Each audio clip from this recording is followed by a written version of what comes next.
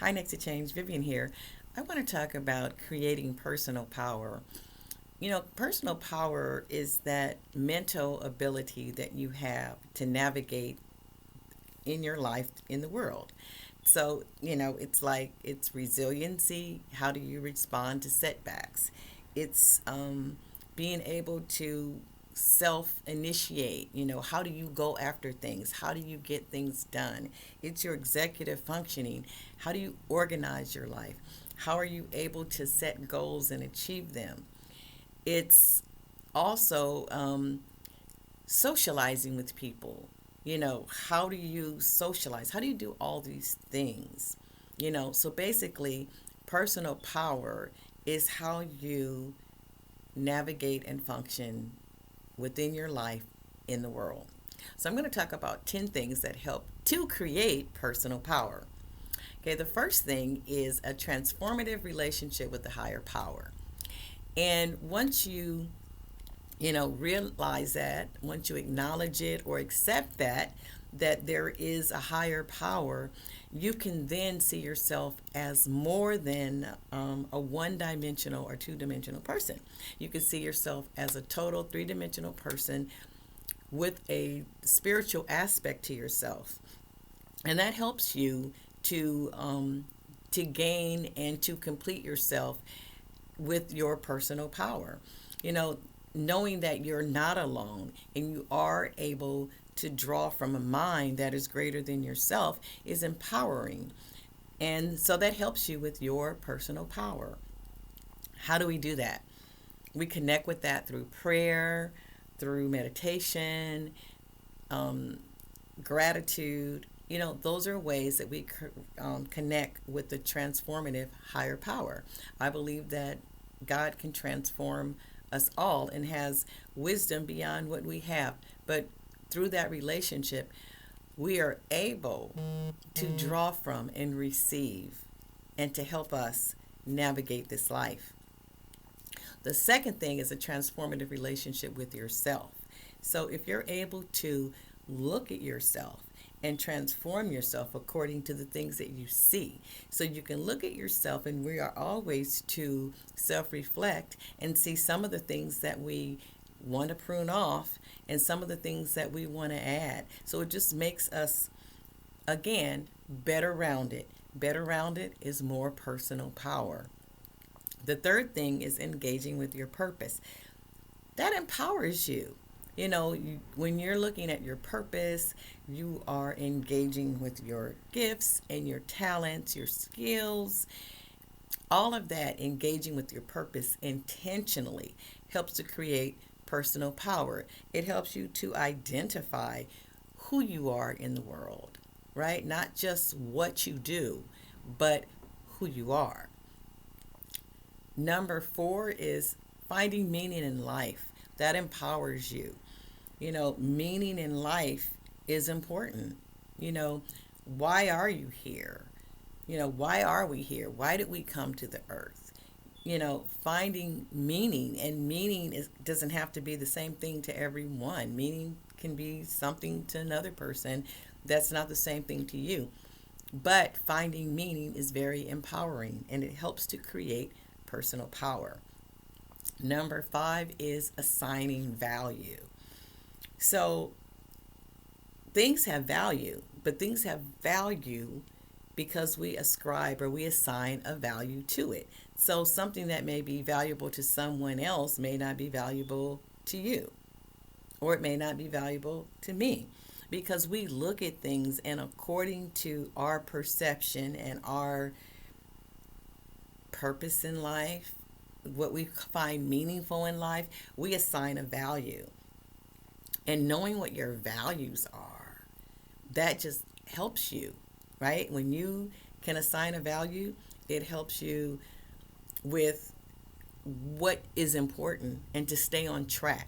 And it helps you, again, to empower yourself, because now you're not vacillating between all these different things, and you're not just following the crowd, and you're not just going along with things. You have assigned values, so things have purpose and they have meaning for you, and that helps to create personal power.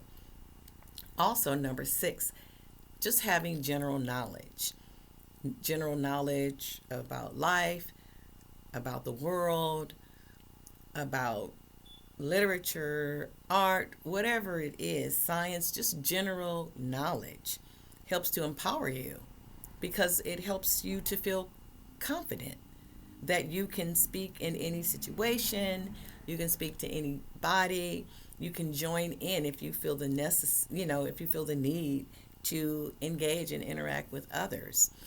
So knowledge is power, and knowledge that you acquire and remember is becomes your own, and it just creates personal power. Number 7 is a strong and healthy body. That's very empowering because if it's empowering, you feel strong, you feel healthy, you feel like you can do things in your life. You're not lackluster, you have energy to help fuel your ambitions. You don't feel personally powerful if you feel sick or if you feel not in shape or you don't feel mentally sharp. And a healthy body, a strong healthy body helps you in your life. This is the vehicle that we live in. This is our home. Our earthly home is our body, right? So that helps to empower you. And how do you do that? Well, trying to eat foods that fuel your body, working out, exercise, running, weightlifting, all those things that make your body strong and make your body healthy. And then those things help you think, right? Clearly, if you have the right nutrients, it also feeds your brain. So now you're sharper, and that helps you to create personal power. Number 8 is an ability to effectively create rapport with other people.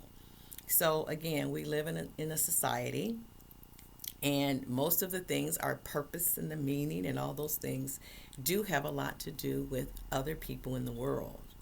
So if you're able to be a good communicator, or you know how to establish rapport with others, that's a plus. That's a positive. That empowers you to maneuver and navigate spaces that if you weren't able to be effective in that area, that you might not have the opportunity to, or you might not be able to if you find yourself there. So, how do you do that? How do you learn to have the ability to effectively build rapport with people? You practice. You you're considerate. You look and you show and sincere interest in other people. What are they saying? You're a good listener. You rejoice when others rejoice. When other people are down, you're empathetic. So, all of those things are being able to effectively establish a rapport with others. And that creates personal power. Number 9 is to maintain your standards. So again, I talk a lot about boundaries. So that's another part of boundaries and principles. You maintain your standards. That will create confidence. And when you do exercise your standards and you do stand on what your standards are, there's an empowering that comes from deep within, and you get a chance to see who you really are. A lot of times when your standards and your boundaries are put to the test, that's part of your character, and that gives you a chance to see who you are when the test comes for your boundaries or your standards or whatever to be pushed. But standing on your standards, keeping those standards, well, that will definitely create confidence, and it creates a personal empowerment. Okay, and then number 10, see yourself in control. So whatever you're doing, see yourself in control of your environment, your immediate environment. And that doesn't mean you're controlling other people. That means that you are controlling yourself.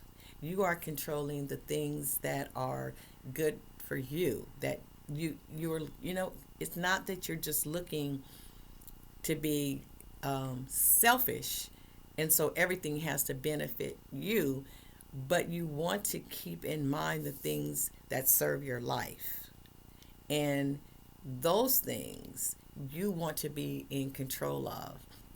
And another thing is that, you look at yourself as being in control, meaning that your locus of control is not external. People that see their locus of control as being external, they always look at life as happening to them. Have your locus of control be internal. People who look at their locus of control as being internal look at life as what they're making happen. So see yourself in control of what's going on, and see yourself as a person operating from an internal locus of control. So think of those things, create personal power, and, be the best that you can be for yourself. This is Next to Change. Vivian here. Be the next to change.